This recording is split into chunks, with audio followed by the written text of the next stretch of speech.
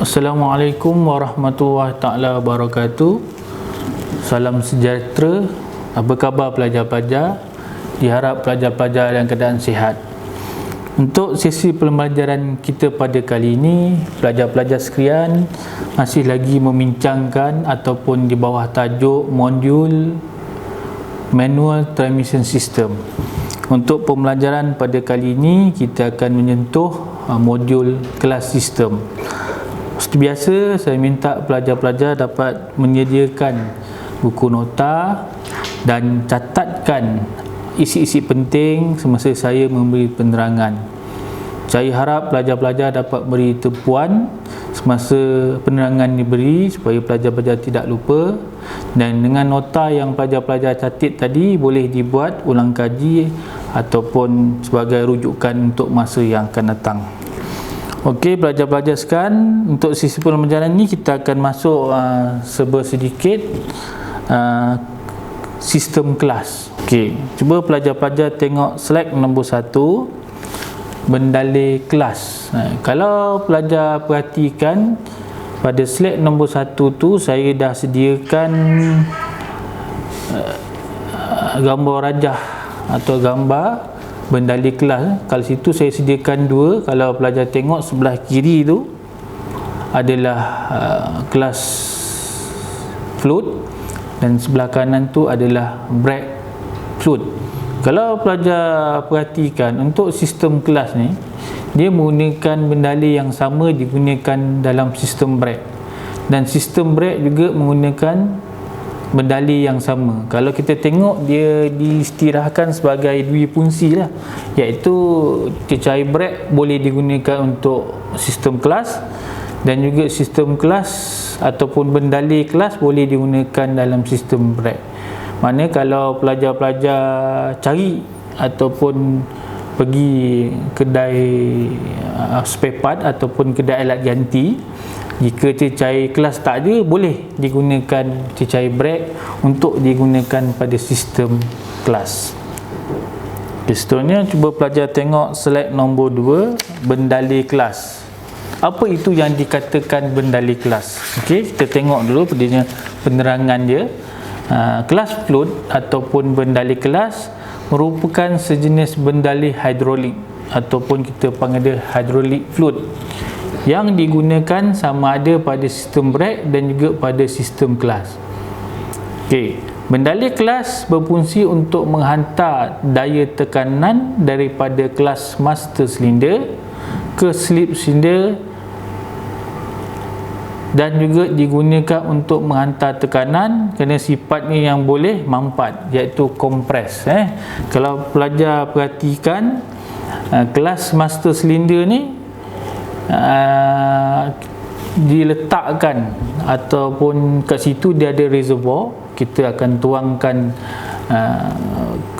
kelas float ataupun bendalih kelas, dan apabila kelas master pump berfungsi, dia akan menghantar bendalih itu terus ke slip cylinder.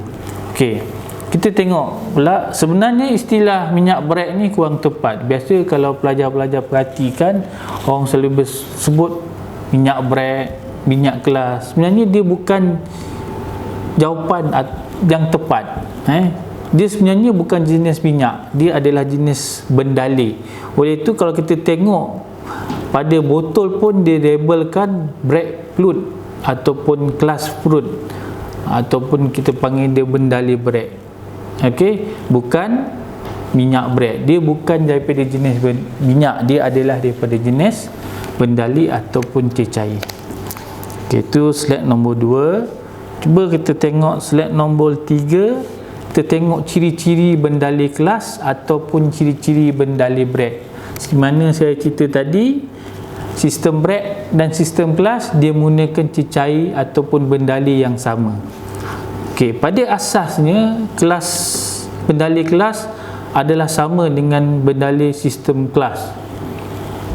Di antara ciri atau sifat-sifat bendalih yang baik ialah yang pertama, boleh mengalir pada suhu terlampau tinggi atau suhu terlampau rendah.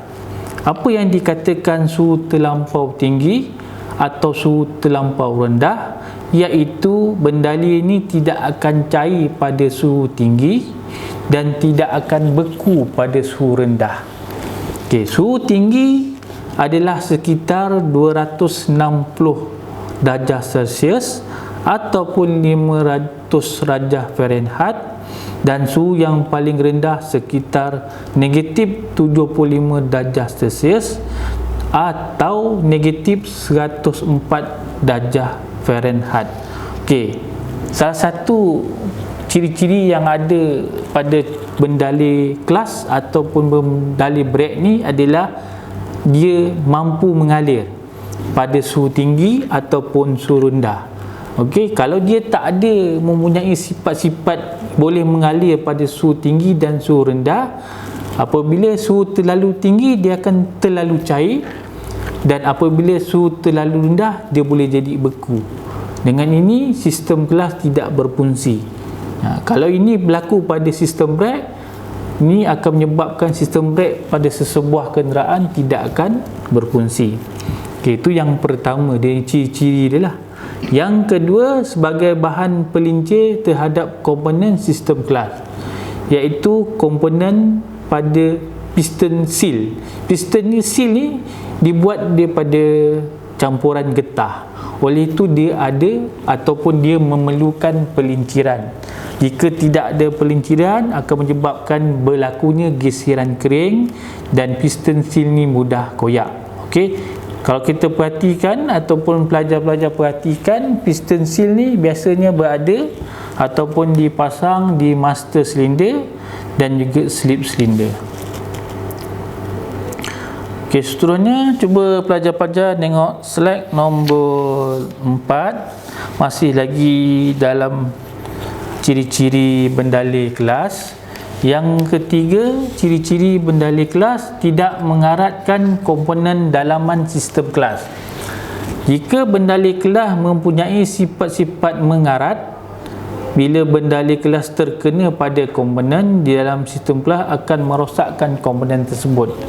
Ciri-ciri yang perlu ada pada bendali kelas yang ketiga, dia tak boleh mengaratkan komponen dalaman.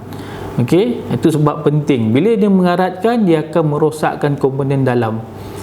Itu sebab dia tak boleh karatkan komponen-komponen yang terdapat dalam sistem kelas, seperti komponen dalaman kelas master cylinder, slip cylinder, hydraulic pipe, piston cup, piston, lepas tu spring. Okey, seterusnya nombor 4, sesuai dengan komponen yang dibuat daripada getah yang digunakan dalam sistem kelas.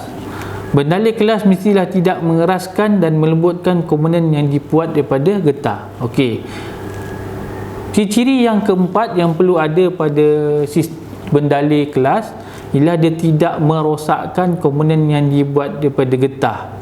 Kalau pelajar perhatikan dalam slip cylinder dan juga pada kelas master sini, dia ada piston seal. Piston seal tu dibuat, sealnya tu dibuat daripada campuran getah. Sebab tu ciri-ciri yang ada pada bendali kelas ni tidak merosakkan, iaitu mengeras ataupun melembutkan piston seal itu. Okey. Yang kelima, tidak terpeluap pada suhu tinggi. Ini boleh berlaku sekiranya suhu keliling terlampau panas, sebab bendali brek akan menjadi panas. Okey, kalau suhu ni terlalu panas, kita tak nak bendali itu terpeluap, iaitu dia menjadi uap. Bila menjadi uap, dalam sistem dia akan kering ataupun dia hilang. Itu kita tak nak berlaku pada sistem kelas. Okey, kalau pelajar perhatikan, inilah 5 ciri-ciri yang perlu ada, ataupun yang perlu ada di dalam ciri-ciri bendali kelas. Okey, seterusnya kita pergi slide nombor 5, apa itu DOT. Okey, semua bendali kelas ataupun bendali brek dikelaskan oleh Department of Transportation atau ringkasannya DOT dan ditanda dengan nombor DOT 3 4 dan 5. DOT3 dan DOT4 menggunakan bahan asas iaitu ethylene glycol, manakala untuk DOT ataupun DOT5 menggunakan silikon base. Dalam pemilihan cecair yang betul kepada sebuah kenderaan, tidak berpandu kepada DOT3 adalah bagus, DOT4 adalah lebih bagus, atau DOT5 yang paling bagus. Penggunaan bendali kelas ataupun bendali brek yang mana bagus adalah bergantung pada takat didih. Semakin besar nombor DOT-nya, maka semakin tinggi takat didihnya. Okey. Apa yang dikatakan takat didihnya, kita akan tengok slide yang seterusnya. Okey. Masih lagi bawah, apakah yang dikatakan DOT? DOT3 dan DOT4 ataupun DOT3 dan DOT4 banyak digunakan pada kenderaan sekarang kerana mempunyai kandungan yang kita panggil dia ethylene glycol yang mempunyai sifat hidroskopik, iaitu dia mampu menyerap wap air di sekelilingnya.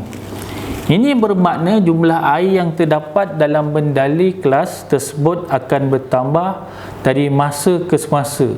Dengan itu, bendali kelas mampu menyerap wap air hingga 13% daripada beratnya dalam jangka masa 2 tahun penggunaan. Dengan itu, bendali kelas perlu ditukar apabila warnanya sudah bertukar kehitaman. Bendali kelas juga perlu ditukar setiap 24 bulan atau 4,000 km perjalanan. Okey, kalau pelajar tengok setiap penggunaan bendali ni, tak kira bendali ni untuk bendali sistem kelas ataupun bendali sistem brek, kita perlu tukar dia setiap 24 bulan atau 2 tahun sekali atau 4,000 km perjalanan. Kenapa kita perlu tukar dia? Sebab sifat-sifat seperti mana yang saya terang tadi, ada 5 sifat. Apabila dia melebihi penggunaan yang telah ditetapkan, iaitu 2 tahun ataupun 24 bulan atau 4,000 km perjalanan, akan hilang sifat-sifat dia dan dia akan menjadi rosak dia punya cecair dia ataupun bendali itu. Itu sebab kalau kita tengok, cukup masa kita kena tukar bendali yang baru supaya dia boleh mengekalkan sifat-sifat dia yang 5 tadi.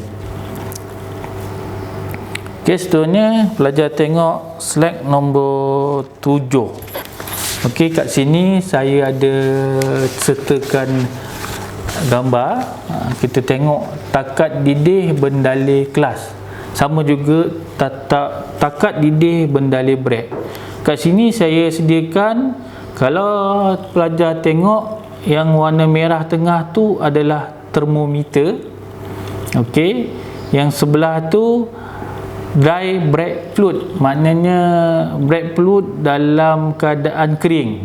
Okey, dan sebelah dia tu, kalau pelajar perhatikan dalam bulatan tu, saya dah warnakan dengan warna kuning dan juga warna biru. Itu menunjukkan bendali sudah bercampur dengan wap air. Kalau pelajar tengok tu, sebelah tu, bawah tu, kalau saya sediakan dalam bulatan tu brake fluid, okey, campur H2O, itu adalah wap air. Okey, seterusnya pelajar-pelajar, kita tengok slide nombor 8, takat didih bendali kelas. Okey, takat didih bendali kelas. Okey, bendali kelas, okey, yang ada di pasaran dibezakan mengikut DOT ataupun Department of Transportation, iaitu grade spesifikasi berasaskan piawam American Syarikat mengikut standard titik didih bowling point. Titik didih pula terbagi kepada 2 jenis, iaitu jenis kering dan juga basah. Okey, Cuba pelajar-pelajar tengok slide nombor 9 tu, saya dah sediakan graf, saya dah sediakan gambar.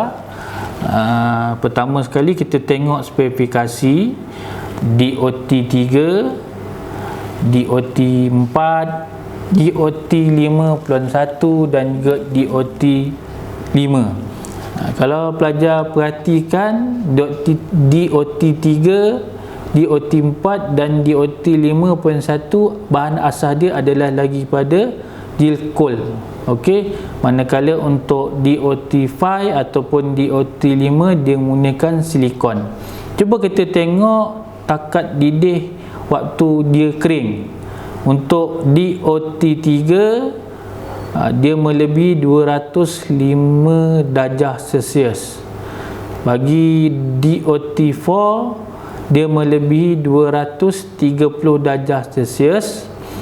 Untuk DOT5.1 melebihi 260 darjah Celsius. Manakala untuk DOT5 ataupun DOT5 dia melebihi 260 darjah Celsius. Kita tengok pula titik didih basah. Okey, apabila dia bercampur dengan wap air. DOT3 melebihi 140 darjah Celsius. DOT4 dia melebihi 155 darjah Celsius. DOT5.1 dia melebihi 180 darjah. DOT5 dia melebihi 180 darjah. Okey, kita cuba tengok penerangan bawah tu. Titik didih kering ialah titik mendidih bendalai kelas ketiga bendalai itu dalam keadaan yang baru.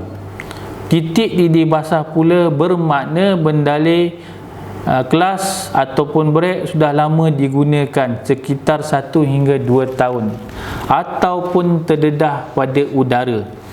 Berdasarkan jadual di atas, kita dapat lihat penurunan titik didih sehingga 60 hingga 80 darjah Celsius. Yakini julat angka yang besar. Jadi memang penting untuk kita menukar bendalai brek dengan yang baru. Okey, kalau pelajar perhatikan, kita ambil satu contoh lah. DOT3, titik didih kering ni adalah 205 darjah. Waktu dia kering, iaitu dia tidak bercampur dengan wap air. Untuk sebelah itu, rajah sebelah tu adalah titik didih basah, iaitu dia dah bercampur dengan wap air. Jadi titik didih dia menurun daripada 200 darjah Celsius kepada 140 darjah Celsius. Ini menunjukkan bendalai kelas itu sifat-sifat dia mulai merosot. Kalau dibiarkan melebihi daripada jangka hayat dia, cecair brek ataupun cecair kelas ni boleh rosak. Okey. Seterusnya pelajar-pelajar, kita tengok slide nombor 10. Penggunaan DOT. Kat mana kita nak pakai .3, .4 ataupun .5. Kita tengok pula yang pertama .3. Okey, banyak digunakan untuk kenderaan ringan seperti kereta dan juga ada digunakan pada motosikal. Okey. .4 digunakan pada kenderaan seperti multi-purpose vehicle MPV, sport utility vehicle ataupun SUV dan juga kenderaan berat seperti bas dan lori. Okey, untuk pengetahuan pelajar-pelajar, sekarang juga ada yang kereta dan juga motosikal yang menggunakan .4 ataupun DOT4. Kita tengok pula .5 ataupun DOT5 banyak digunakan untuk kenderaan berkuasa tinggi seperti kereta lomba. Okey, seterusnya kita tengok slide nombor 11, menjujus sistem kelas. Okey, kalau perhatikan kat sini saya sediakan komponen bendalai kelas hidrolik. Okey, pertama sekali kalau pelajar perhatikan pada gambar tu, ada pertama pedal kelas, lepas tu dia ada fluid reservoir, dia ada kelas master cylinder, dia ada slip cylinder, dia ada release bearing dan juga release fork. Ini komponen yang ada dalam kelas hidrolik. Okey, apa tujuan kita nak menjujus? Okey, cuba pelajar tengok pada slide nombor 12, menjujus ataupun building sistem kelas. Okey, bagi sistem kelas jenis hidrolik, bendali kelas mestilah mengambil tempat di dalam sistem. Oleh itu, proses menjujus sistem perlu dilakukan. Proses menjujus ialah mengeluarkan udara yang terdapat di dalamnya bagi membolehkan bendali kelas mengambil tempat atau memenuhi paip kelas yang ditinggalkan oleh udara. Kalau pelajar perhatikan, dalam sistem kelas sama juga macam sistem brake, kita tak mahu ada udara. Kita nak dalam sistem tu semua dipenuhi dengan bendali dan juga ataupun cecair brake. Kalau ada udara, ni akan menyebabkan sistem kelas ataupun sistem brake tidak berfungsi dengan sempurna. Okey, cuba kita tengok slide nombor 13, keperluan untuk menjujus ataupun building system. Yang pertama, jika terdapat udara dalam sistem kelas.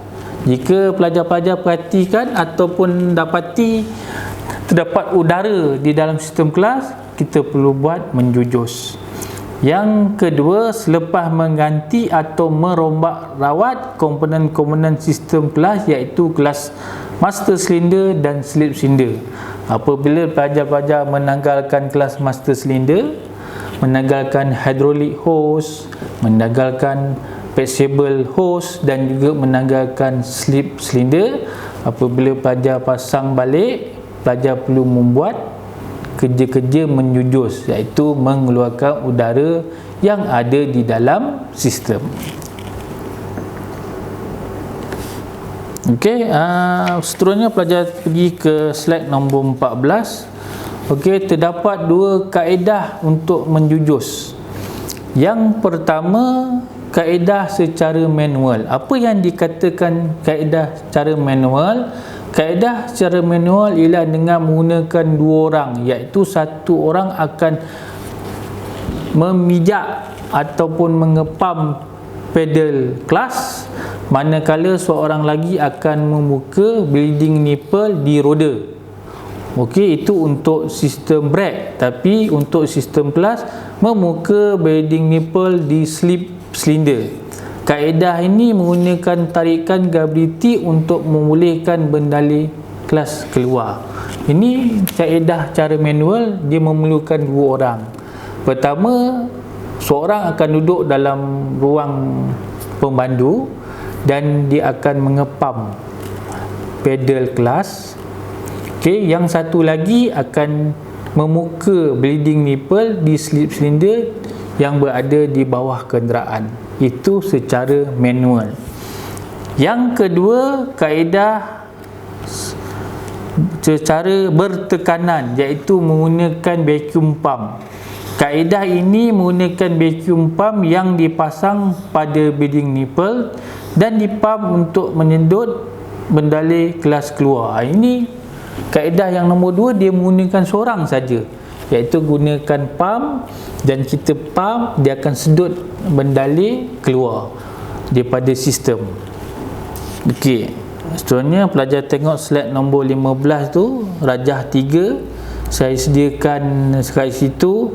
Ini gambar kaedah menggunakan secara manual, iaitu menggunakan dua orang. Okey, kalau pelajar perhatikan kat bawah tu, saya ada tunjukkan cara-cara nak buka bleeding nipple, dan juga satu salur dia sambungkan dengan satu botol yang loop sinar lah. Kat situ kita akan nampak bendali akan keluar masuk ke dalam botol.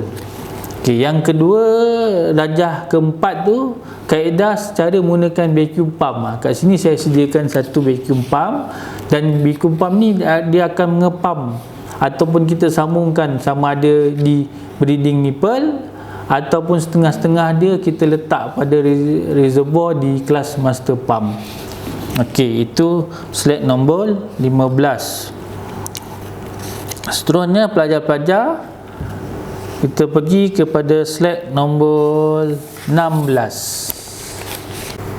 Okey, pelajar-pelajar, kita pergi tengok pada slide nombor 16 tu, kaedah menjujus ataupun bleeding sistem kelas. Kat sini saya ada senaraikan secara ringkas kaedah-kaedah macam mana kita nak menjujus ataupun bleeding sistem kelas. Yang pertama, isikan cecair kelas secukupnya di dalam reservoir di kelas master pump. Kedua, pump kelas pedal beberapa kali, tekan kelas pedal dan tahan, buka bleeding nipple di kelas master pump. 5. Pastikan cecair kelas keluar bersama udara yang terperangkap. Nombor 6, ulang semula langkah 2, 3 dan 4 sehingga udara tidak ada lagi dalam sistem. Nombor 7, pastikan cecair kelas di dalam reservoir tidak kosong semasa proses menjujus ataupun bleeding dilakukan. Seterusnya nombor 8, selesai tugas menjujus bleeding apabila tiada udara keluar bersama bendalik ataupun cecair. Nombor 9, siram air pada kelas master pump dan bahagian kenderaan yang terkena cecair kelas. Okey, kalau pelajar perhatikan nombor 9 tu, kenapa saya suruh siram air? Sebab salah satu sifat-sifat cecair brake ataupun cecair kelas ni, dia memang sifat dia tidak mengaratkan komponen dalaman, tapi dia juga boleh mengaratkan komponen luaran dan juga dia boleh mengakis cat. Oleh itu, kalau pelajar biarkan komponen-komponen luar yang terkena, sama ada bendalai brake ataupun bendalai kelas, jika pelajar tak siramkan dengan air, akan menyebabkan komponen yang terkena akan menjadi karat. Okey, seterusnya pelajar-pelajar tengok pula slide nombor 17, kaedah menjujus bleeding sistem kelas. Okey, cuma tengok rajah nombor 5 tu, kaedah menjujus. Okey, ini kita gunakan kaedah secara manual. Okey, tuang bendalai kelas pada kelas master silinder di reservoir ataupun takungan dia. Okey, pada bleeding nipple di slip silinder kita masukkan satu salur lut sinar supaya kita nampak pergerakan keluar bendalai kelas, dan kita juga sediakan satu botol lut sinar supaya apabila masa proses menjujus, kita akan nampak bendalai itu keluar bersama dengan udara. Kita perlu ulang 3-4 kali sehingga keseluruhan yang keluar daripada bleeding nipple di slip silinder adalah bendalai kelas ataupun bendalai brake.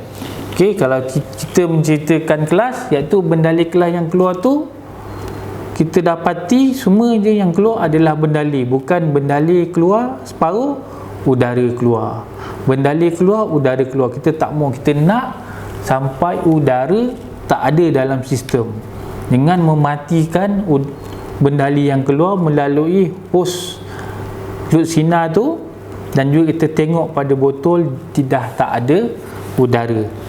Bila tidak ada udara dan cecair yang keluar tu sepenuhnya dalam keadaan tidak berudara sepenuhnya, iaitu menunjukkan kerja-kerja menjujus selesai. Okey, pelajar-pelajar sekian, itu sahaja tajuk untuk kelas sistem. Untuk sesi pembelajaran kali ini, saya akan terang sedikit penerangan untuk rear axle. Okey, cuba pelajar perhatikan slide nombor 18. Saya dah sediakan rajah 6 tu, rajah rear axle. Kalau pelajar perhatikan, yang warna biru tu dah ditanggalkan pada axle shaft belakang.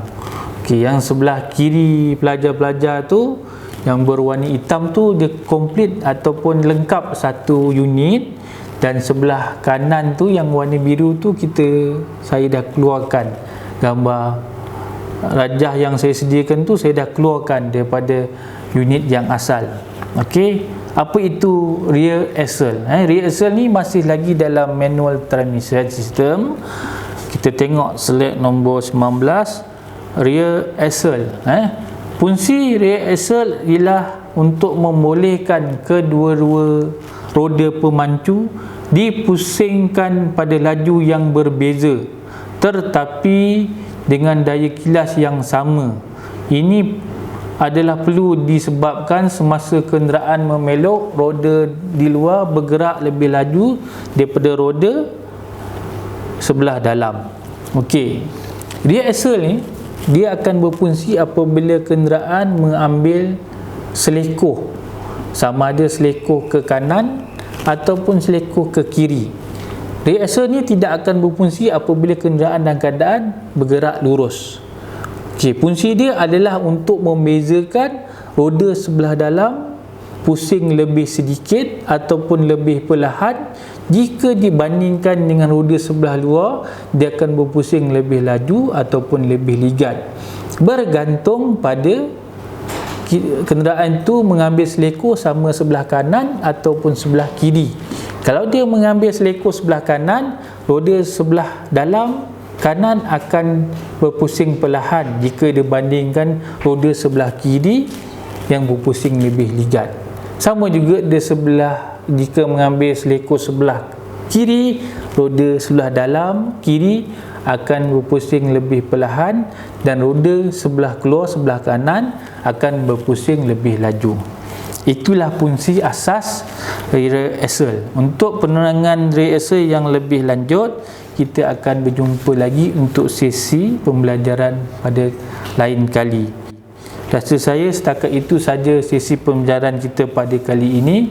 Semoga kita berjumpa untuk sesi pembelajaran yang akan datang. Sekian, terima kasih. Assalamualaikum warahmatullahi taala wabarakatuh.